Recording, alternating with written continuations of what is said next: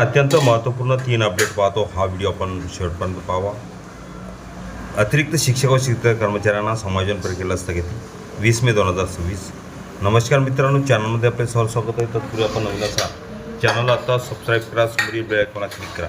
निश्चितच नवनवीन अपडेट अखिल दामोदर क्लासेस चॅनलमार्फत सतत आपल्याला पाहायला मिळतील. पाहूया सविस्तर.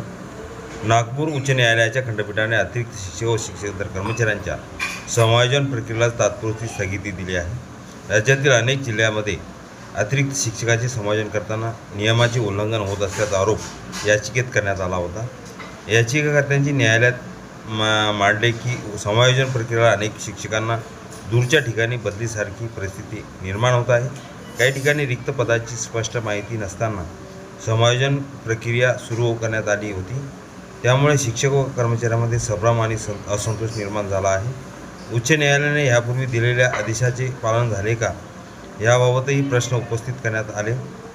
न्यायालयाने शासनाला प्रक्रिया पारदर्शक आणि नियमबद्ध पद्धतीने राबविण्याचे निर्देश दिले आहेत. दरम्यान शिक्षक संघटनांनी या निर्णयाचे स्वागत केले असून शासनाने शिक्षकांचे हित लक्षात घेऊन नव्याने धोरण आखावे अशी मागणी केली आहे. या स्थगितीमुळे राज्यातील समायोजन प्रक्रिया काही काळासाठी थांबणार असून हजारो शिक्षक व शिक्षक कर्मचाऱ्यांना तात्पुरता दिलासा मिळाला आहे.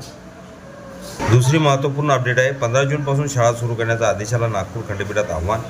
राज्यातील सर्व प्राथमिक शाळा 15 जूनपासून सुरू करण्याचा शासन निर्णयाविरोधात नागपूर उच्च न्यायालयाच्या खंडपीठात याचिका दाखल करण्यात आली आहे. विदर्भातील अनेक भागामध्ये जून महिन्यातही तीव्र उष्णतेची परिस्थिती कायम राहत असल्याने विद्यार्थ्यांच्या आरोग्यावर परिणाम होऊ नये शकतो असा मुद्दा याचिकेत मांडण्यात आला आहे.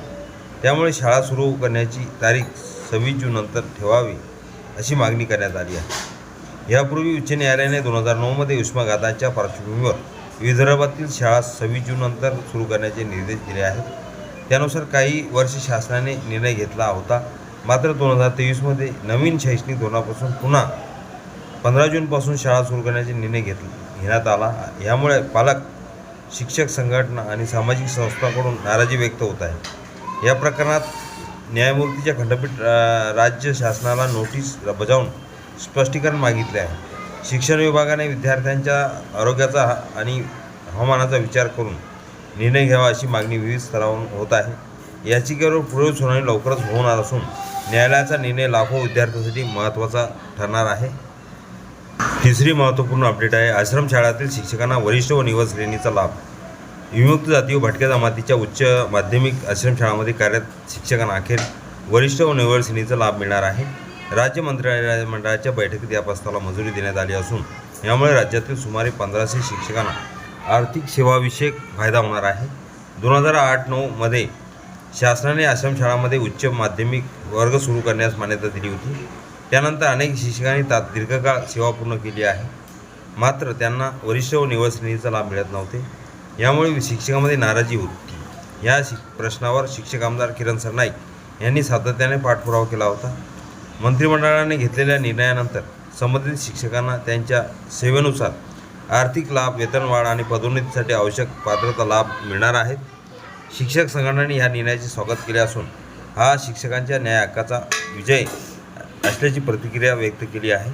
या निर्णयामुळे आश्रमशाळेतील शिक्षकांना उत्साह वाढणार असून शिक्षण व्यवस्थेला सकारात्मक बळ मिळणार असल्याचे मत शिक्षण क्षेत्रातील जाणकारांनी व्यक्त केले आहे.